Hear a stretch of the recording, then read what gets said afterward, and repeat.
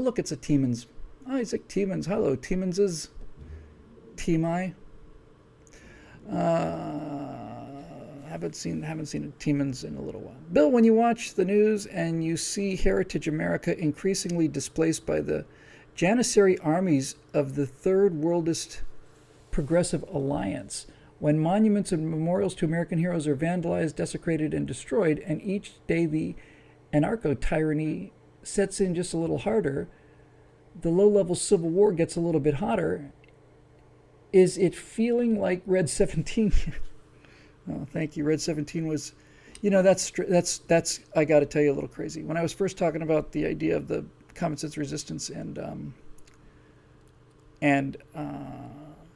the basic outlines of the story about how America is socialized and is in ruins, and there's a pirate organization of people called the Common Sense Resistance, and they do a flashback because that was set probably in 2030 or 2040, somewhere around in there. And they talk about the horrors of Red 17, which was 2017 was the year everything collapsed and came down. And here it is. We're almost out of it, really. And turns out, I knew when I said it that there was not enough time, that it was going to prove itself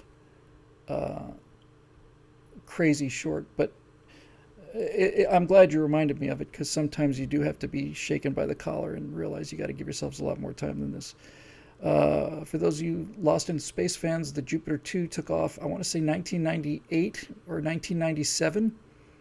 The little one-man saucer from the show that was made in 1964, 65, 66, somewhere in there.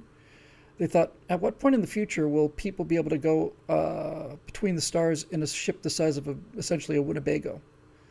So this is 64, let's say. Oh, let's set it way in the future. How far? Crazy far. Really? Yeah.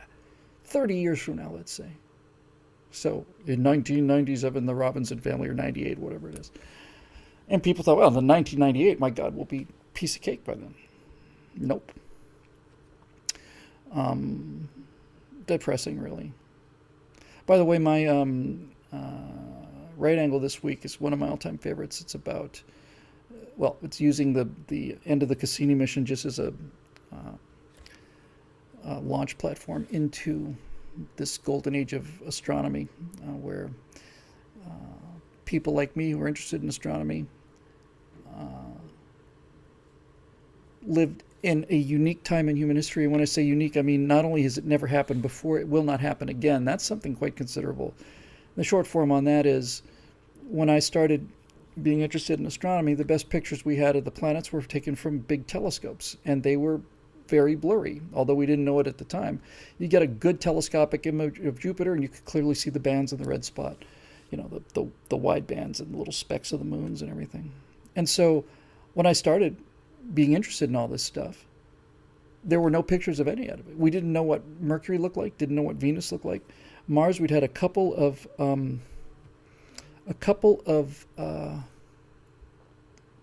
blurry pictures from flybys, and I wanted to see all this stuff, and I got to watch it all. It took 40 years, 50, something like that, 40. I watched Pioneer go to Jupiter and take a picture of Jupiter that at the time was just unbelievably beautiful and gorgeous. You look at a Pioneer image of Jupiter now, and you just stunning. And so you keep getting gobsmacked. You keep getting blown away. So we saw Pioneer's vision of Jupiter, and several years later we saw Voyager's vision of Jupiter, and that was mind blown again. And we never knew what asteroids looked like. Finally, Mariner 9 shows us some pictures of Phobos and Deimos in orbit around Mars, and we think they might look something like that. Turns out they look exactly like that. And we did some missions. I guess the first one was, maybe it was Galileo or one of the comet missions. But in any event, we start getting a look at these asteroids. Then we're orbiting Eros for a year, and I'm looking at pictures that are taken, a mile above the surface, and count individual boulders the size of a coffee table, and was, unbelievable. And it kept coming. And then so Cassini, obviously, I think it was 14 years in orbit, and 6 years to get there. Puny Earthmen. We could have been to Saturn in 2 weeks, we'd had a little muscle behind us. We launch it, and then we're going to have to do a gravity assist with the Earth. It's going to be in orbit around the sun for 2 years or whatever it is, and then it's going to swing by Earth, and Earth's gravitational speed is going to speed it enough to swing by, Jupiter or whatever. These are just, it takes 7 or 8 years to get to the outer planets because you're not serious. New Horizons was serious about getting to Pluto. They got to Jupiter in, 4 months, something like that? Less? It was like, oh, here's Jupiter. Oh, okay, that was cool. And so the New Horizons pictures from Jupiter were amazing. And then now we have Galileo, terrific. And now we have Juno. And I saw pictures of Jupiter taken 2-3 days ago. And again, I'm just completely blown away. I simply can't believe it. It's just unreal. So the reason it's a unique moment in time is because people who were born before me and died before me wanted to know what these things look like for thousands of years, well, hundreds of years with a telescope anyway, wanted to know, what does the surface of Mars really look like? Are there canals there? Are there people, little green men there? And this was something that was thought about by generations of people who had no way of knowing the answer. So I got to see this. But what makes it unique is people who are born now are never going to know what it was like to not know. The first pictures they see of Mars are going to be taken from Curiosity rover. And the first pictures they see of Saturn are going to be taken by Cassini. And Pluto's not a mystery planet. It's not, what is it going to look like? We know exactly what it looks like. It's a hideously ugly planet, by the way.